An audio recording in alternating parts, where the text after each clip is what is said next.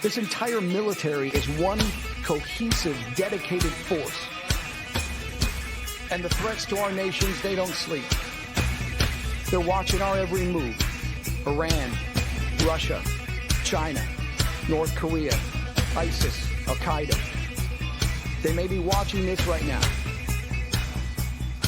Our military should not be mistaken for a cable news gabfest show. We don't care what you look like. We don't care who you voted for, who you worship, what you worship, who you love. It doesn't matter if your dad left you millions when he died or if you knew who your father was. We have been honed into a machine of lethal moving parts that you would be wise to avoid if you know what's good for you.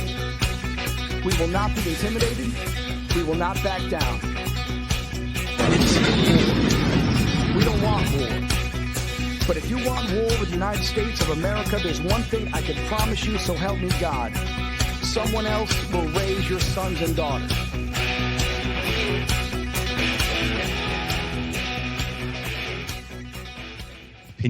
Introducing LT Defense Tactical Gear, your ultimate solution for top-notch protection and performance in the field. Our armor bundles provide unmatched safety and comfort, while our battle belts and holsters ensure quick and easy access to your gear. Stay prepared for any situation with our high-quality medical supplies, designed to keep you ready for action at all times. Looking to enhance your skills?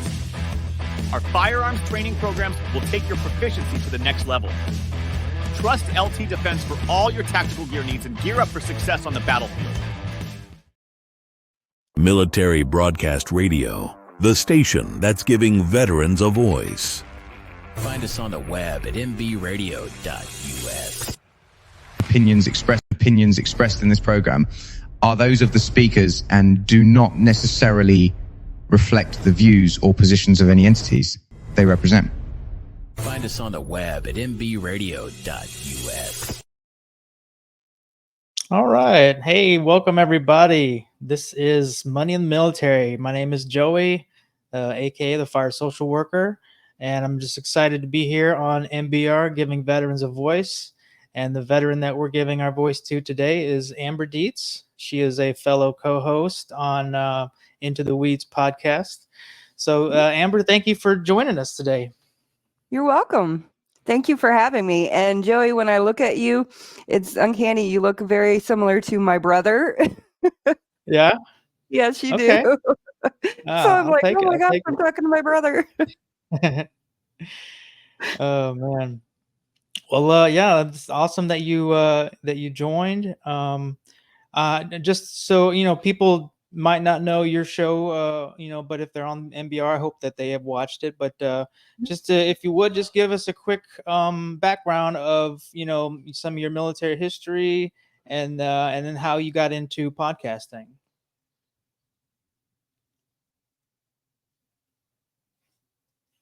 Oh, looks like we might have a delay.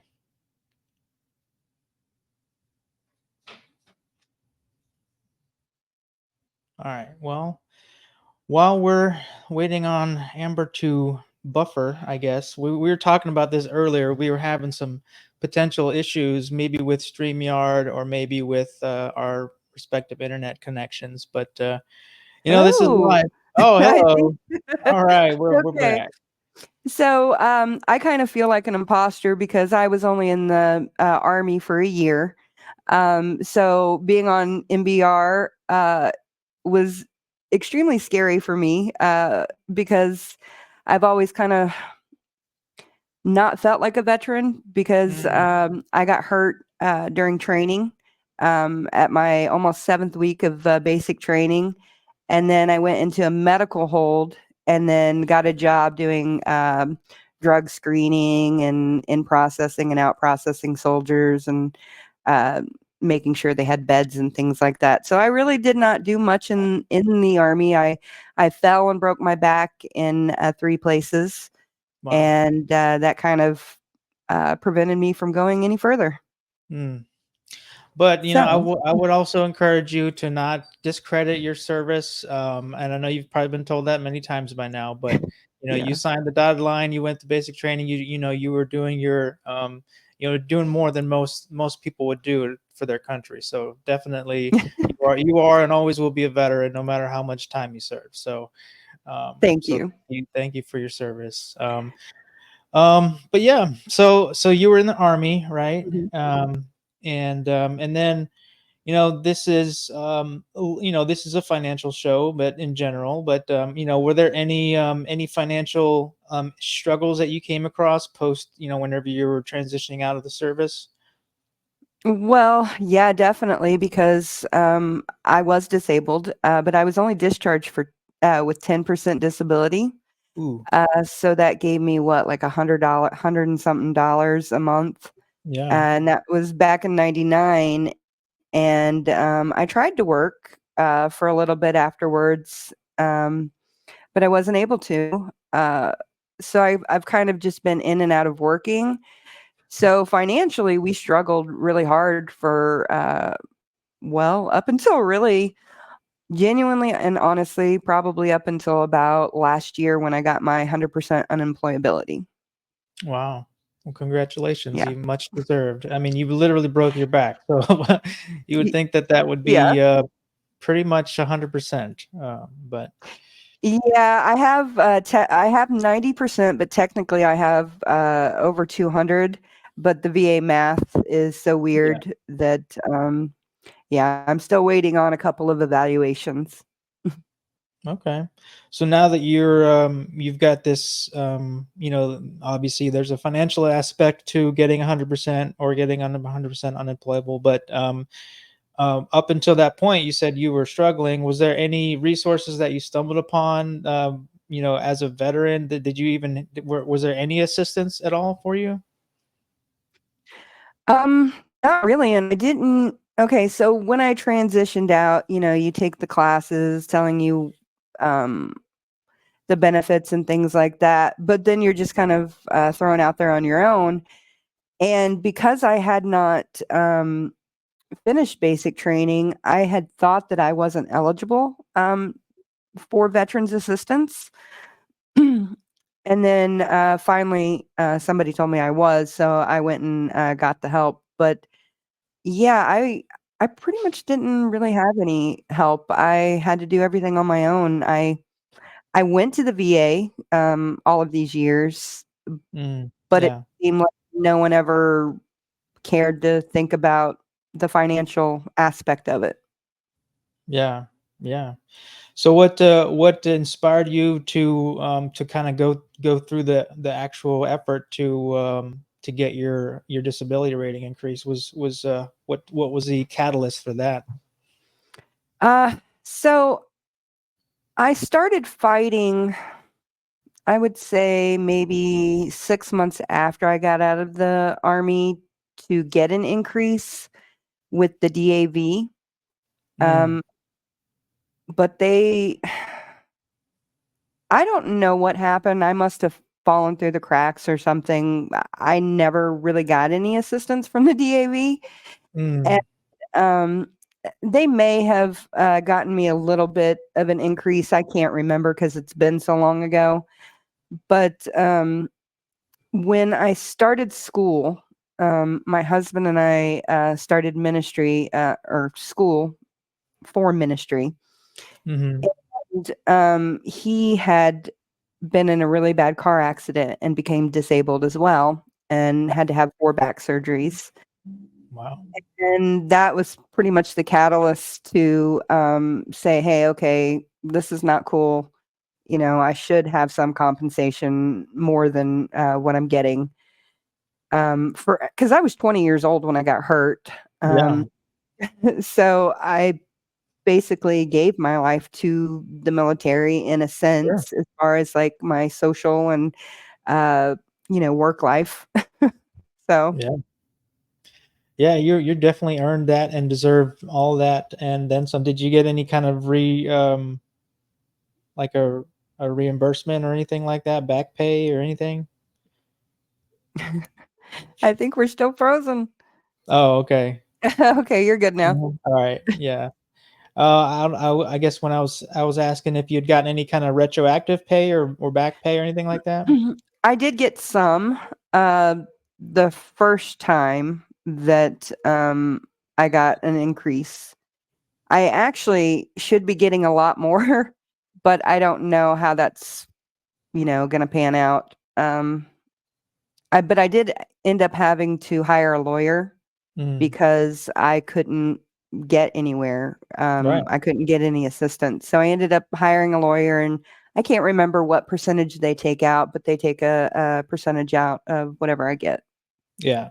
Yeah. Well, it sounds like you've been through the ringer, but you've kind of come out the end, and maybe stronger and wiser. It sounds like you're a very resilient person, so I give you a lot of credit for making it through. It sounds like you've had between you and your family, you had a lot of strife, a lot of really tough times, but you've managed to overcome and power through. So that's Well, pretty thank you. impressive. Mhm. So let's talk a little bit about your podcast. I've been catching. That's the thing about MBR is as we're growing, like there's so much content out there. It's hard to keep up with each other's It shows is. sometimes. But I know that you've been getting some really interesting guests on, and I was just curious out of your guests so far. I mean, not to say that you have to pick one, but was there anyone that jumped out at you that was really interesting or surprising, or just a really great conversation? Yeah, I think my conversation with Frank Steven, he is a YouTuber. His channel is a Nigerian perspective. And he is a man who lives in Nigeria. And he was talking to my daughter and I, because she co hosts with me, about Sharia law and the effects that it's having on women and children in Nigeria.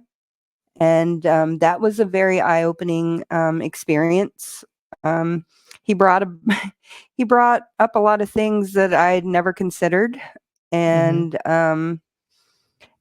you can definitely see the difference in a Western mindset versus versus his Yeah. mindset, an Eastern mindset. So it's like it's very interesting. hmm And how did you? I guess I'm just curious. How did you even stumble upon? How did you make that connection? Because sometimes these podcast connections can be really interesting. Yeah. So because I broke my back, I suffer from migraines really hmm bad, and so there was 6.5 years where I was in bed, pretty much not able to do anything. I was pretty much bedbound 26 days out of the month for Wow. 6.5 years. And so I consumed a lot of YouTube and hmm a lot of Spotify and Audible. And I stumbled across Frank, and he had some really funny shorts because he talks about Sharia law, but he makes it very funny. Mm. And so I started sharing those shorts with my husband. And when I got the opportunity to have the podcast, I was like, he is a guy that I would really like to reach out to and just have a discussion with. And I did. And he Mhm. accepted. Wow, that's really cool. So Yeah. I'm definitely gonna have to check that one out. I remember whenever it was launching, I was very curious about it. I'll have to spend some time and really dig into that. And then you had an archaeologist on your show too. Yeah, I did. Yeah. Yeah, Mark Zies, he's a Christian archaeologist, and I actually met him. He was a professor at the college that my husband and I used to go to at hmm well, it turned into Johnson University of Florida. Okay. And yeah, and he was a professor there, and I met him one day in chapel, and I always kept it in the back of my mind. I was like, he's an interesting person. So Mhm. I reached out to him again, and I was like, hey, I'm a history nerd, and I want to know. I want to pick your brain. And it was kind of funny with him because I talk a lot about paranormal.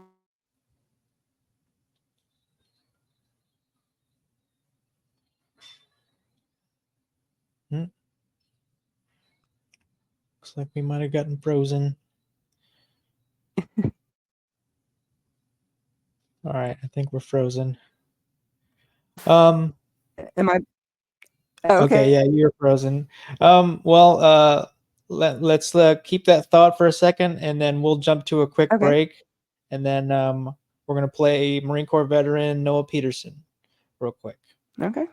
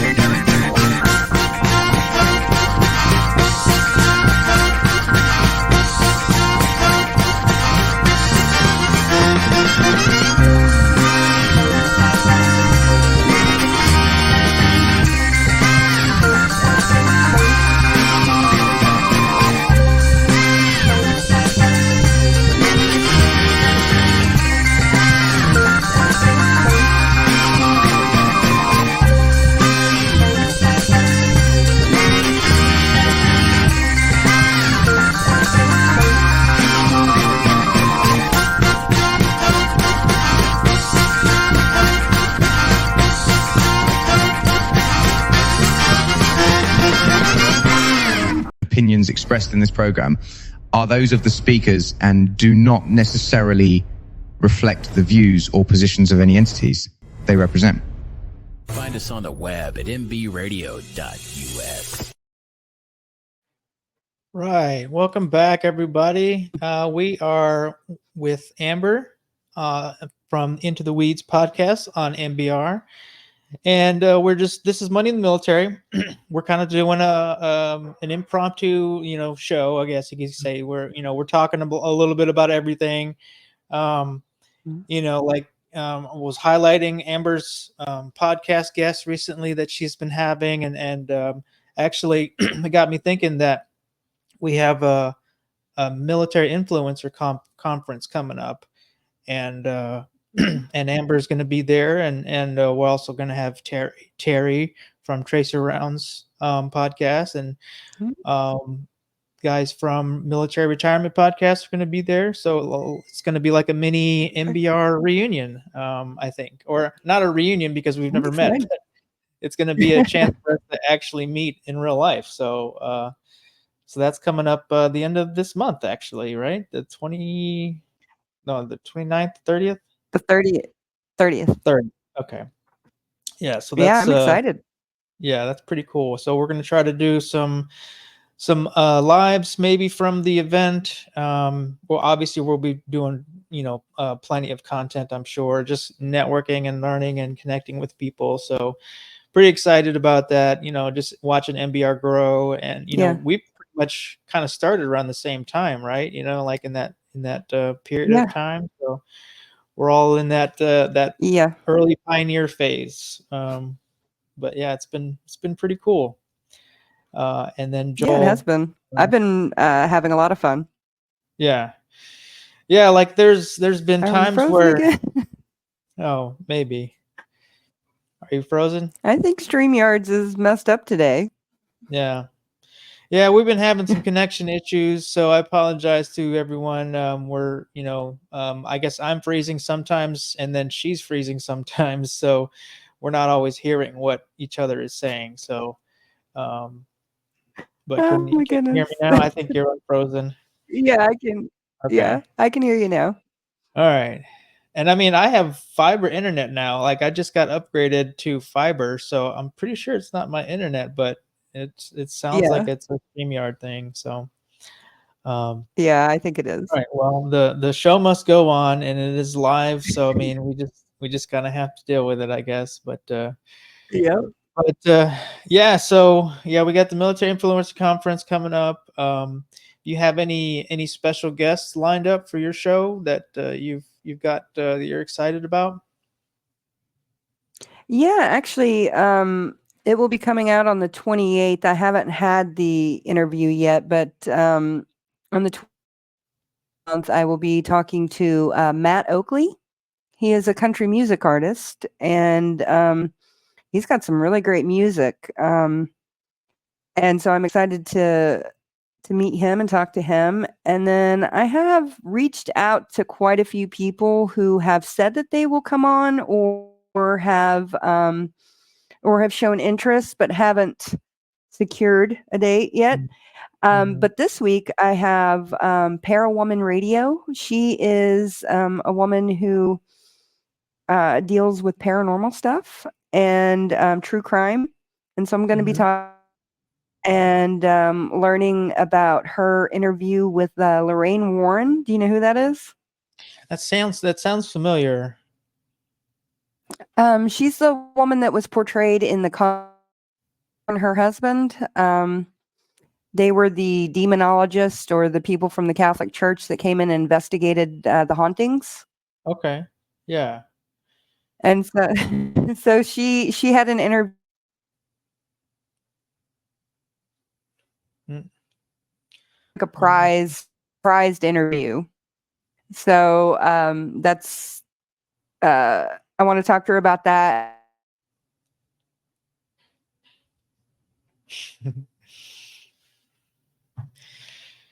Oh man. All right. Well, yeah. I guess we're still freezing here and there, but okay, you're Yeah, back. I know.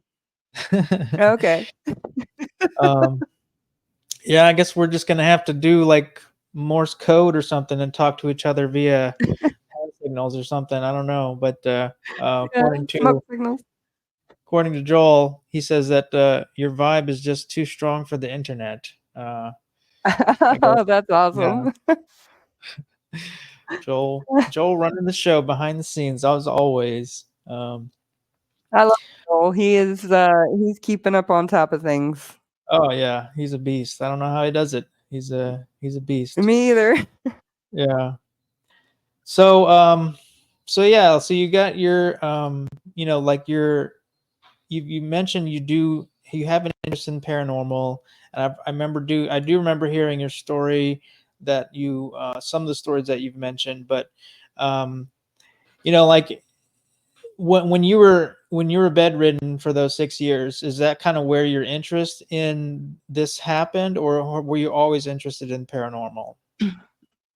Okay, so the weird thing is I grew up in Oklahoma, and I think that a lot of the mystique and the love of like Bigfoot and cryptids and things like that is where it started because growing up in Oklahoma and then around the Comanche Nation and the Kiowa Nation and other tribes and having friends and family,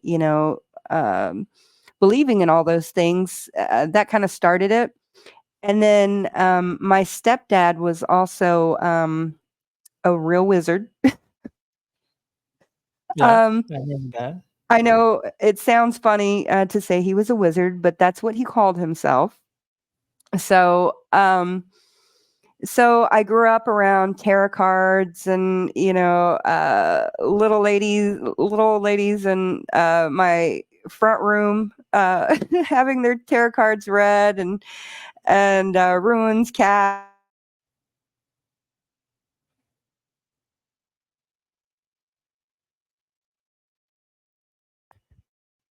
I don't know how it all bleeds together, but it makes one interesting person. So, okay. So, anyways, when my father died, actually, is when the paranormal stuff started happening. I actually hadn't even thought about paranormal or anything for quite a long time, because I had been a Christian for, well, let's see, I became a Christian at 21, and my dad died at 30 when I was 30. So all that time I didn't really think about the paranormal or anything. And then my father committed suicide, and he did it at home. And that really had a huge effect on our family.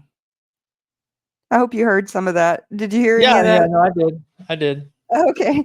Okay. Yeah. So it had a huge effect on my family. And right after he died, is when we started having nightmares and weird things happening. I had an incident in a hotel room where some weird thing came and talked to me about my dad. And I've been pushed, and I've had things taken out from underneath my leg. Sounds weird, but it's happened, and I can't explain it. And so that's kind of why I talk about it, because it's like, who else am I going to talk to about it? No one else wants to talk about it because they think you're weird. And I'll be honest, when people talk about their paranormal experiences, I think they're weird. So. Well, I think So- I've heard of a lot of different. You know, I'm a very open-minded person, to the point where I'm definitely open to that kind of stuff. You know, Mhm. and you know, I think that there's all kinds of, you know, the conspiracy theory stuff is there's almost always a grain of truth behind some of that. You know, so I've Yeah. always been very curious about some of these things, but what is like what has been your most recent like obsession? What are you really excited about lately? As far as like Or just conspiracy theories, well, well, just in general, I guess. What's on the radar right now? unfortunately, what's been on the radar recently has been Gypsy Rose Blanchard, because her mother's autopsy just came out after, well, it happened in 2015 and it just came out. And so all of that evidence has just come out, and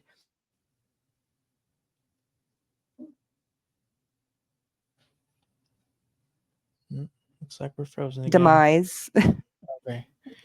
So a Right. lot of people have a lot of theories about how much Gypsy is involved in her mother's demise, and so that's kind of the train I'm on. And Yeah. then I also can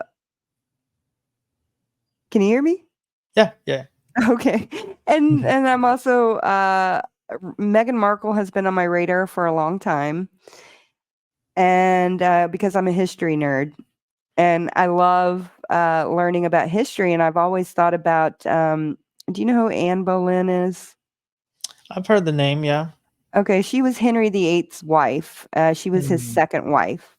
And there was a lot of rumors about why she was executed. But basically, it was that she was having an affair with her brother. And I've always wanted to know, you know, the real story about that. And so when Meghan Markle came onto the scene, I actually really liked her. I watched her show, and I was really excited for her and the royal family. And so I just started paying attention, and then it just kind of devolved into this big, really crazy conspiracy. And it's morphed into something that is kind of way bigger.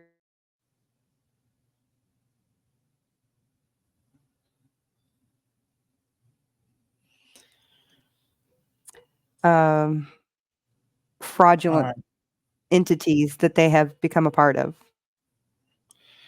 Okay. Well, we're still having some connection issues, so let me go ahead and cut to a quick break, Okay. and we'll play some Noah Peterson again, and then we'll come back after this. Okay.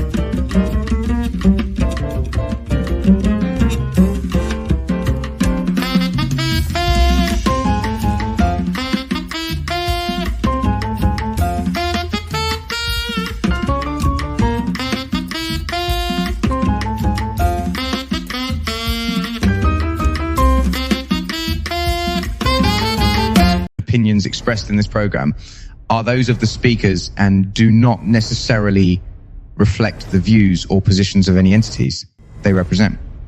Find us on the web at mbradio.us. All right, we are back. Welcome, everyone. This is Money in the Military with Joey. That's me, and we also have our veteran guest is Amber, host of Into the Weeds podcast on the MBR platform. So we've been having a little bit of glitches here and there, but it is live and it's internet based, so there's going to be some hiccups from time to time. Yeah. But yeah, so I guess before we left, we were talking about your most recent kind of obsessions or interests. Is there anything? I guess I'm just curious. Have you, like, how do you, when you do you do research on these like topics? Like, how do you go down the rabbit hole of these things? So when it comes to Gypsy and Megan, they're two different Yeah. worlds and ballparks. Basically, I just consume information that's put out there, and I follow a lot of creators about Gypsy and about Megan, and I'm in a Discord on about Gypsy, and that's how I find out some information. But when I'm looking into other things, I do more research. This is kind of like just consuming information, but Mhm. I consume a lot of other people's research, and it's quite interesting. So I just, Yeah. yeah. So, and it's hard for me to do like reading a lot. Okay. So when I do research on guests or on anything that I'm interested in, I try to find as many sources that are audio based, Mm, just so I don't get put into a migraine. gotcha. Okay, so that's part of your preventative maintenance is that you can't just read all day because it's going to cause you to have a migraine and stuff. So that's pretty smart.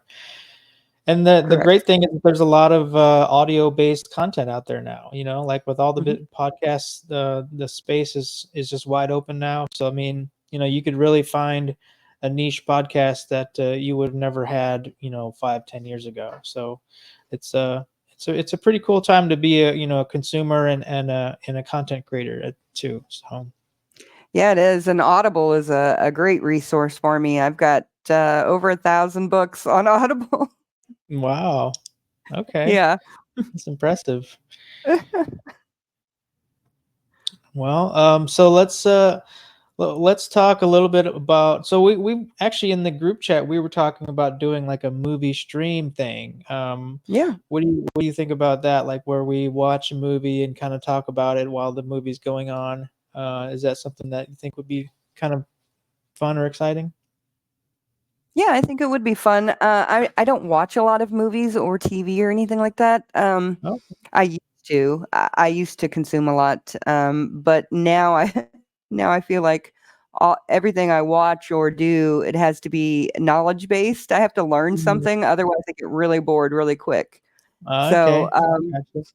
but there are some really great movies out there that would be great to discuss as veterans. I mean, I don't think that I could lend a whole lot to the conversation, but other people could. Yeah. Well, I mean, at this point, it would be just highlighting movies and just celebrating movies that are that bring us some type of happiness.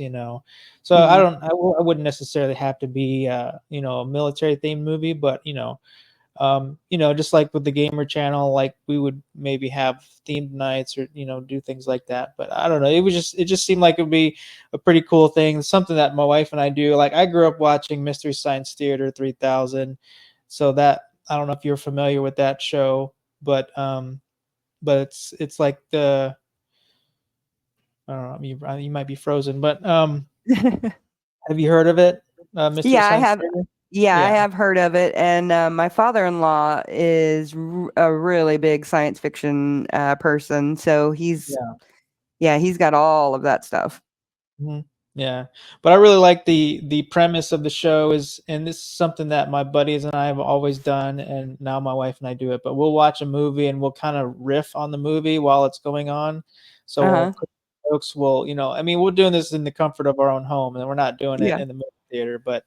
Um, but yeah, there's something about that type of discussion of a movie, and like there's also a really cool YouTube channel called Cinema Therapy. I don't know if you've heard of it. No, I haven't. But it's a guy who's a practicing therapist, and then another guy who is a filmmaker, and they basically just kind of like talk about movies, analyze movies. Like the therapist comes at it from a therapist perspective, and it's just a really really great channel. Like they do all kinds of different content, and yeah, so we've been watching a lot of cinema therapy lately, and it's just something that I just really resonate with, and Mhm.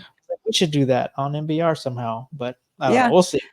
We'll see. When I watch a movie with my husband, he's constantly doing that. So Yeah, yeah. I mean, some people find it annoying. I mean, and we kind of like read the room. Like, if it's a good yeah. movie, then we'll sit there and watch it. But if it's like a Mhm. movie that like, all right, this is a bad movie, we're gonna mess with it. So, Yeah. but yeah, that's pretty cool. Yeah. Um, there was something I was going to ask you about before I forget. Oh yeah. The when you asked me to come on, and you didn't have a topic, and I was thinking about that group that I sent in the chat, Mhm. CFR, Christian Financial Resources, I think is what it is. And Yeah. I was wondering what you thought about that. Have you ever heard of an organization like that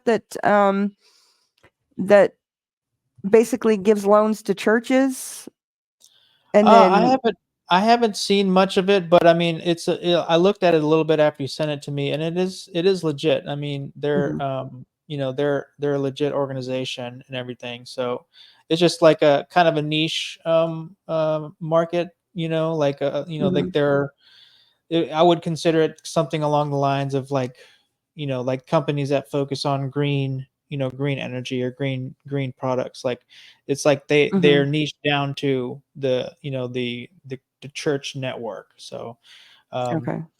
but yeah, I mean, it's is so what was your interest in you in bringing that topic up? I'm just curious. Like, did you want some Yeah. advice on looking into getting into that?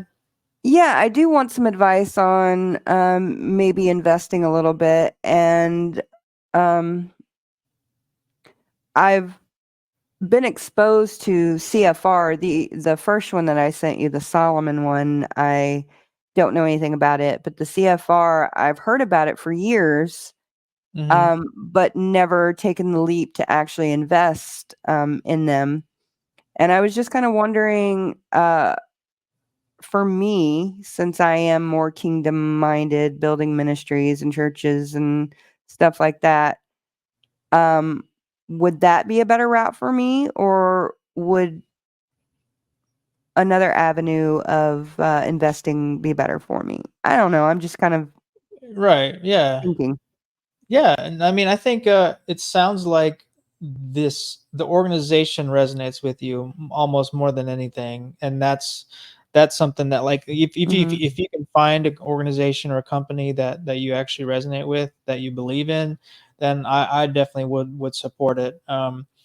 Obviously, yeah, you do your due diligence, you do your research, and if you're putting large sums of money or things like that, then you want to make sure that they're, vetted and accredited and all that other stuff. Which it seems like I said in my initial react or review, it seemed like it is. Um, Hmm. but yeah, so I mean, in general, what is your I guess your biggest financial goal right now with looking Um, into this Christian financial resources? yeah, just having, just building some wealth, just having something to fall back on, Mhm. Um, Yeah. I have some money to invest in something. I'm just Okay. not sure what I want to do yet. Right. Well, the first thing that I usually ask whenever people are asking about investing questions is like, how soon do you want to use this money? Because that's kind of like Mhm.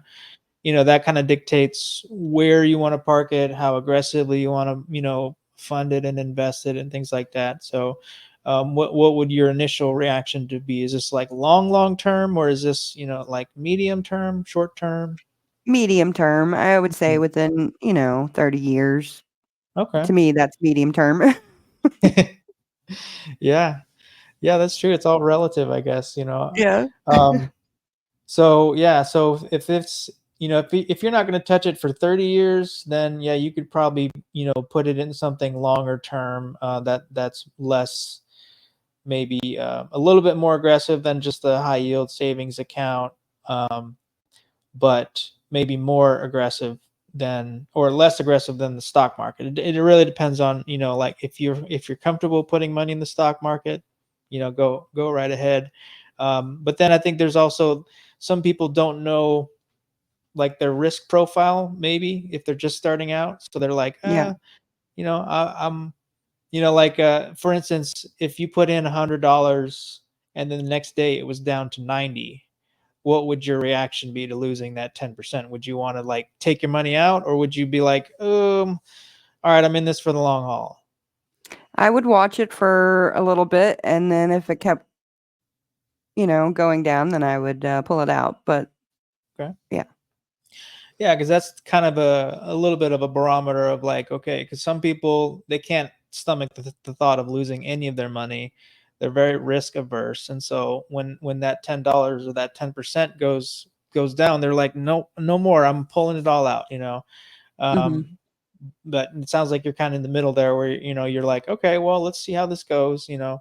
Um, the other kind of like flipping the script on that, um, as MJ would say, um, like you it's only lost money whenever you sell it, so that even though let's say it went from $100 to $90 in value, it's only that $90 whenever you actually sell the asset, so it's Mhm.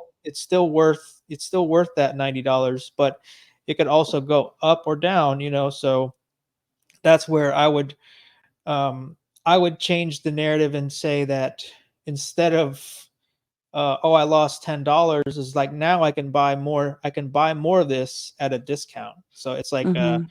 you're buying the shares at a cheaper price. So Mhm. if it was, if that was one share, let's say you bought a share of Apple for $100, um, and then it went down to 90. Now you're buying even more shares at 90 for the same amount of money. So it's really kind of it's small, but it's there. So basically you're buying, so when the stock market goes down, a lot of people panic and they sell, but really Mhm.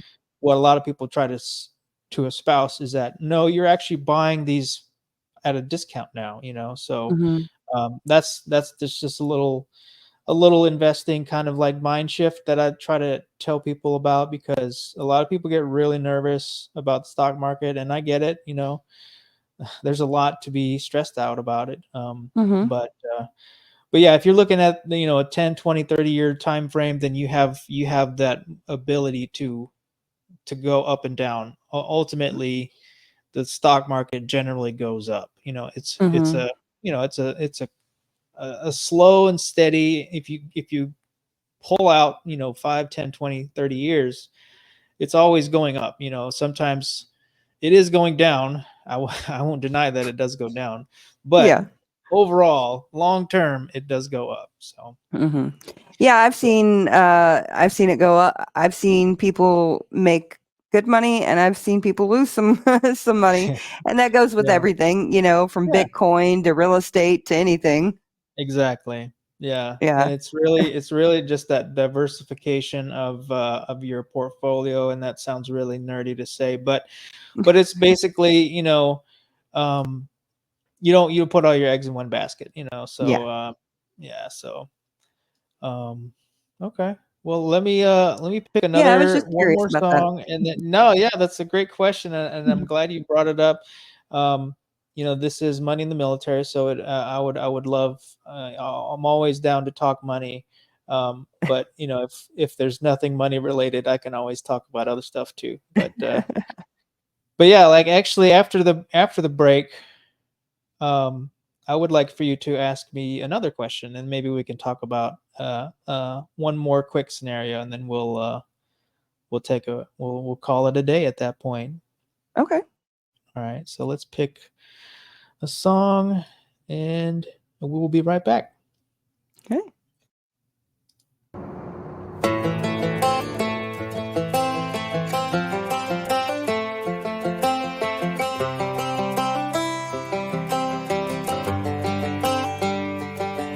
It's the guts and it's the glory. 100 stripes, 100 stories. It's the Pledge of Allegiance on the 4th of July. It's them handwritten letters from home. It's them sleepless nights alone. It's his newborn baby he left with his wife. Mr. Red, White, and Blue, lay down, hear the line. Mr. Red, White, and Blue, for these stars and stripes. Hey.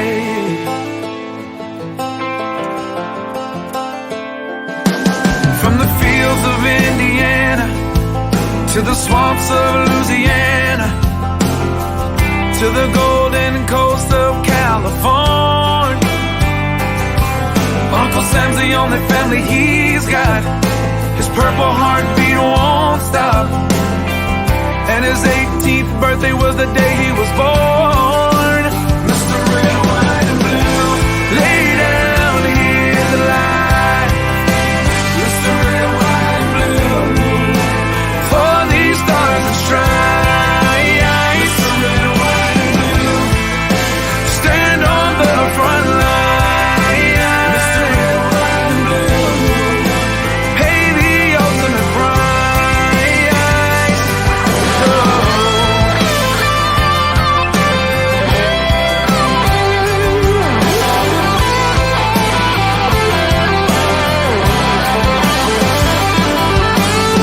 He was the man of the house when he was born.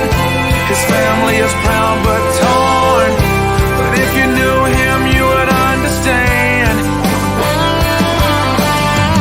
He was raised on how to be brave, just to see the flag still wave. And then he came home with only one hand. 'Cause Mr. Red, White, and Blue, lay down, hear the light. Mr. Red, White, and Blue, for these stars and stripes. Mr. Red, White, and Blue, stand on these front lines. Mr. Red, White, and Blue, he'll pay the ultimate price. Mr. Red, White, and Blue, lay down his life. Mr. Red, White, and Blue, for these stars and stripes. March in line, march in line. Hey. Hey.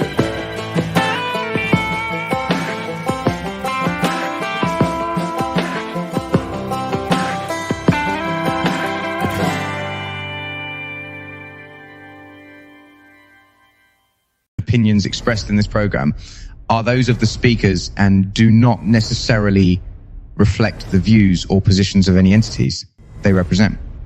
Find us on the web at mbradio.us. All right, we are back.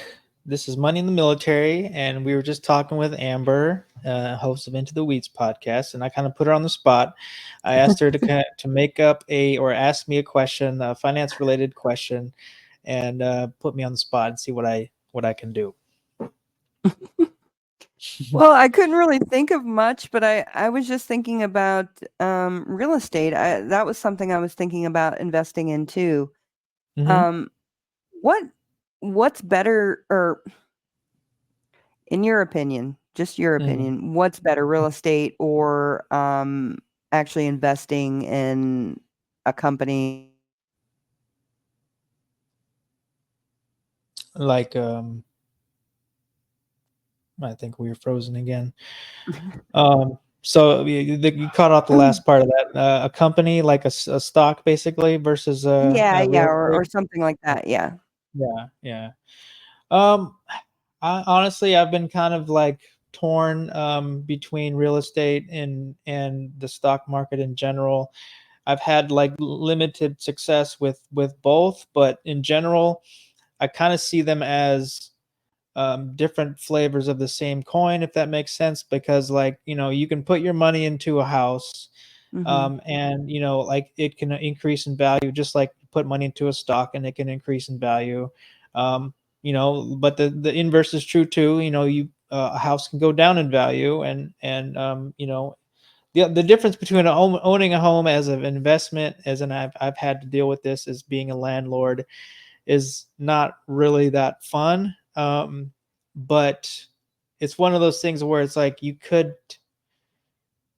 is lucrative, or it can be very lucrative. So Hmm. um, it really, like, it depends on, like, if you We're had, let's say, frozen. oh, sorry, you're frozen too. Oh Okay. man, this has been a fun one. Yeah, it Um, has been, because I feel like an idiot every time I go to talk. I lose my train of thought. yeah, no, that's fine. I can hear you, but now I can't see you. But um, it's all good. But yeah, I guess if you're still there, Yeah, I'm still here. yeah, I can hear you. Okay. So uh, I guess the short version is, it kind of also depends on your risk profile and how like comfortable. Like, if you put 50,000 into a house, that's like a fixed asset. Um, now I got dogs. Um, so there's risk I didn't involved with hear any with of putting. that. Okay, I was gonna say, like, if you put money into a house, like a physical house, an asset, um, then it has it's fixed. It stays in the house, so you can't. It's not something that you can just pull out and use. Whereas with a stock, it's a little bit more liquid, and you can actually grab it. But I didn't even think about, because I've seen some really great investments in the housing market. But well, actually, the way the housing market's been the last probably 5 or 6 years, it's been actually crazy, because we ended up yeah, paying $18,000 more than our house was listed for. And we had somebody come in right behind us and offer $17,000 more. But because we had already signed the contract, hmm, um, they gave it to us. wow, So, yeah, because moving here to Missouri in, what was it, 2021, uh, hmm, right during the pandemic and everything, or like, I don't yeah, know how far along it was, because I lived in Florida and the pandemic basically didn't happen in Florida. yeah, So, so I don't even remember the timeline. But when we right, moved up here, everybody was moving away from the big cities and wanting to move here. So a lot of the areas that we looked at in Tennessee, Arkansas, Kentucky, uh, several places, and mhm, we landed here. But we looked and looked, and it was really hard to yeah. find a place. Yeah, and it's not getting any better. It seems like like the market I feel like it's inflated right now, so hopefully it It doesn't is. anything crash. But I mean, part of me wants it to crash because I don't know, I'm just ready for houses to be more affordable again. Yeah. But as a homeowner, I kind of don't want it to crash, because then Mhm. then I'll lose equity on, so I'm in the middle there where I'm actually trying to sell my one of my an investment property right now within the next month or two, and so it is kind of a timely concept to think about homes like home ownership, like being a landlord, like the risks involved with that. So I mean, there's definitely times where I was like, is this house even worth it? And then I don't know how much I'm going to make on it. I might not make a lot. I might make a little bit, and it's just kind of a gamble. So that's the other frustrating part, is that you can make really good money, or I've heard of some people that go through the whole house selling process and they make like $3,000, which is still better than nothing. But, after all the headache and stuff that you go through it can be kind of frustrating and disappointing. My sister-in-law sold her house here in Missouri and made almost $300,000 on it. That's how much the market went up. That's crazy. Well, that's one of those success stories right there. Happy for them. Hopefully, I'd love to get a fraction of that, but man, I know. Well, like as much as the internet has hated us today, I've really enjoyed talking to you, Amber. It's Me been too. great, and I'm really looking forward to meeting in person in Atlanta, and just looking forward to your to digging into your archives and then listening to your upcoming episodes. So thank wanted you. to say thank you for being a host, and thank you for jumping on this stream with me. It, like sometimes as just for a little behind the scenes, sometimes things fall through and you don't have a guest, and we have like this awesome group of fellow hosts that can jump in and be a guest host sometimes. So it's really cool. And I would love to return the favor if you ever needed me for that too. So, well, I will hit you up on that. All right. Well, I think that's the show, everybody. I really appreciate you guys listening in and watching, and we'll see you on the next stream. Yeah. All right. Ladies Thank you, and Joey. gentlemen, thank you for tuning in to Military Broadcast Radio. As we wrap up today's show, we want to remind you that the podcast of today's episode will be available right after we go off the air. So if you missed any part of the show or want to listen again, be sure to check it out. And remember, we're here to support and honor our veterans. Your stories and experiences matter, and we are committed to giving you a platform to share them. That's right. We're here to give our veterans a voice. So don't forget to catch the podcast and stay connected with us. Giving our veterans a voice.